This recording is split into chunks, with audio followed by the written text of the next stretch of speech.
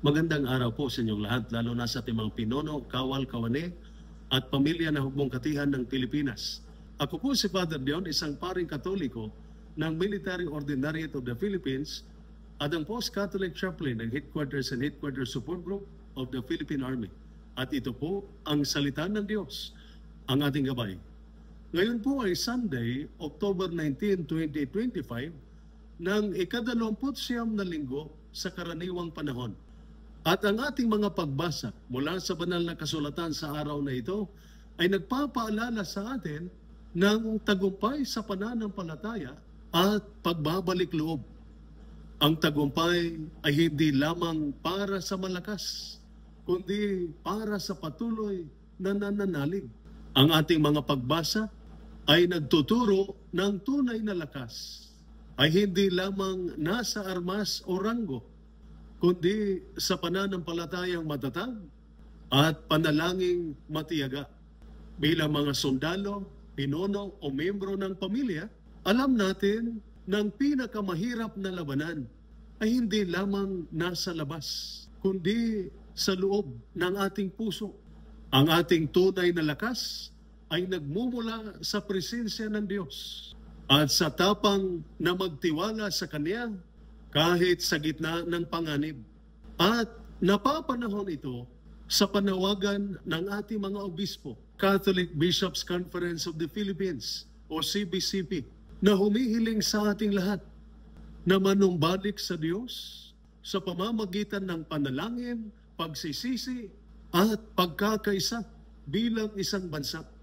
Sa gitna ng sunod-sunod na kalamidad, bagyo, lindol, sunog, at pagputok ng bulkan, paalala ng ating mga obispo mula sa aklat ng Awit, chapter 51, verses 9 and 12, linisin mo ang aking puso, O Diyos, at ako'y magiging malinis. Buhayin mo sa akin ang tapat na espiritu.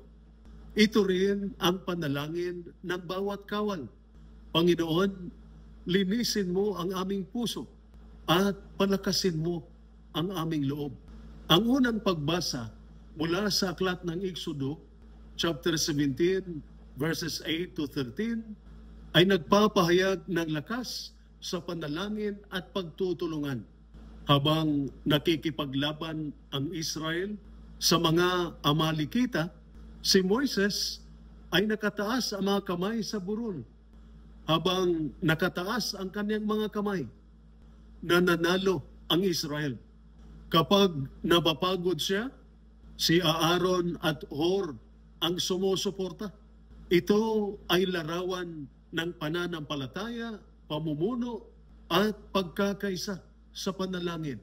Gaya ng sinabi ng ating mga obispo sa CBCP, ang ating bansa ay dapat muling itaas ang kamay sa Diyos, manikluhod para sa awa at pagbabago. Ang tagumpay ay hindi lamang sa lakas ng sandata, kundi sa lakas ng panalangin at pagkakaisa. Sa mga miyembro ng pamilya, kapag binikas ninyo ang Panginoon, ingatan mo siya. Kayo'y nagiging tulad ni Aaron at ni Hur, sumusuporta sa mga sundalong napapagod. Ang inyong panalangin ay nagbibigay tapang. Ang inyong pagmamahal ang nagbabalik lakas. Kaya maaari tayong maging prayer body sa loob ng unit. Manalangin bago ang operasyon, magdasal ng rosaryo kasama ang pamilya tuwing gabi, at bago gumawa ng desisyon, huminto muna at manalangin, gaya ni Moises bago kumilos. Ang ating ikalawang pagbasa mula sa ikalawang sulat ni San Pablo kay Timoteo, chapter 3, verse 14 to chapter 4, verse 2, sinabi ni San Pablo kay Timoteo, manatili ka sa iyong mga natutunan. Ipangaral mo ang salita sa lahat ng panahon. Ang salita ng Diyos ay parang field manual ng sundalo. Nagtuturo ng disiplina, direksyon at lakas. Tinuturuan tayo nito tulad ng physical na training, Ang pagbabasa ng Biblia ay isang spiritual na pagsasanay. Kapag pinabayaan ang salita ng Diyos, humihina ang loob. Ngunit kapag pinanghawakan, tumitibay ang loob. Ginagabayan din tayo ng salita ng Diyos. Tulad ng mapa sa operasyon, ito ang ating moral compass.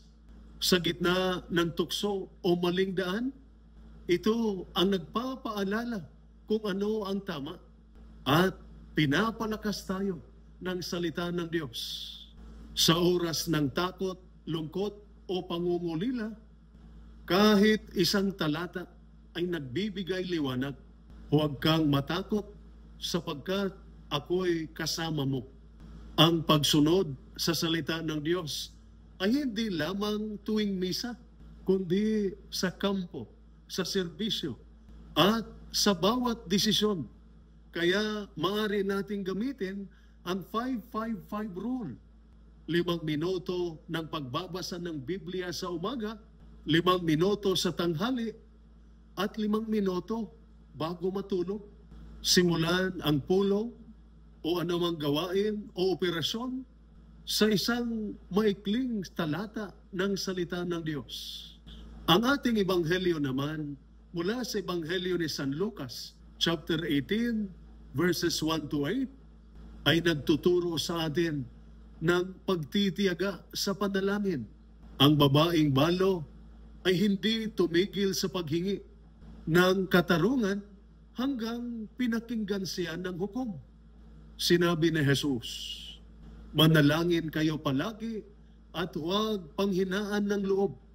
Ganito rin ang panawagan ng ating mga obispo ng CBCP, ang National Call to Prayer and Public Repentance, hanggang sa kapistahan ng Christ the King. Ito ay paanyaya na huwag maputol ang ating komunikasyon sa Diyos. Ang panalangin ay hindi huling opsyon. Ito ay ang unang linya ng depensa. Tulad ng paghahanda ng sundalo bago ang misyon, dapat din tayong maghanda sa pamamagitan ng panalangin. Ang panalangin ay nagtataguyod ng pagtitiyaga at disiplina. Ito ang nagpapalakas ng loob kahit tila tahimik ang Diyos. Kaya maaari kang magdasal kahit 90 segundo sa umaga, bago ang duty at bago matulog, o bago umalis sa misyon, isang Ama namin na dasal, o simply by saying, Jesus, I trust in you. Para sa membro ng pamilya, maaari kayong magtakda ng oras para sa sabayang panalangin. Kahit sa text o sa tawag, panatilihin nating bukas ang linya ng panalangin. Mula kay Moises, natutunan natin na ang panalangin at pagkakaisa ay nagdadala ng tagumpay. Mula kay San Pablo, na ang salita ng Diyos ang ating gabay at direksyon. At mula kay Jesus, na ang pagtitiyaga sa panalangin ay nagbubunga ng kapayapaan at katarungan. At mula sa ating mga obispo, natutunan nating ang panalangin at pagsisisi ay susi ng pagbabago ng bayan. Ang puting kasuotan at laso na ating isusuot tuwing linggo ay hindi lamang simbolo. Ito ay tanda ng pagpapakasal sa katotohanan, kabutihan at panibagong puso. Mga kapatid, sa uniforme at pananampalataya, itaas natin ang ating mga kamay sa Diyos. Gaya ni Moises, magsuot tayo ng puti bilang tanda ng pagninilay at pagbabalik loob, at manindigan tayo para sa Diyos at sa bayan, sapagkat ang tunay na sundalo ni Kristo ay matatag sa pananampalataya, tapat sa misyon, at matiyaga sa panalangin. Ito po ang salita ng Diyos, ang ating gabay. Manalangin tayo. Ama naming makapangyarihan, ipinagkatiwala namin sa iyo ang aming mga sundalo Bigyan mo sila ng lakas ng loob sa gitna ng panganib, karunungan sa gitna ng tungkulin, at pananampalatayang matatag sa gitna ng pagsubok. Ipagkaloob mo sa kanila ang biyayang makapaglingkod ng may dangal, katapatan, at malasakit sa bayan. Pagpalain mo rin, O Panginoon, ang kanilang mga pamilya na tinitiis ang pangungulila at pag-aalala. Bigyan mo sila ng kapayapaang nagmumula sa iyo at ng katiyakang hindi mo sila pababayaan. Naway sa bawat laban, sa bawat panalangin, at sa bawat pagbabalik, madama nila ang iyong presensya at pagmamahal sa pamamagitan ni Kristo na aming Panginoon. Amen. At sumainyo at sa inyong pamilya ang pagpapala na makapangyarihang Diyos, Ama, Anak, at Espiritu Santo. Amen. San Miguel Arcangel, ipagtanggol mo kami. Amen.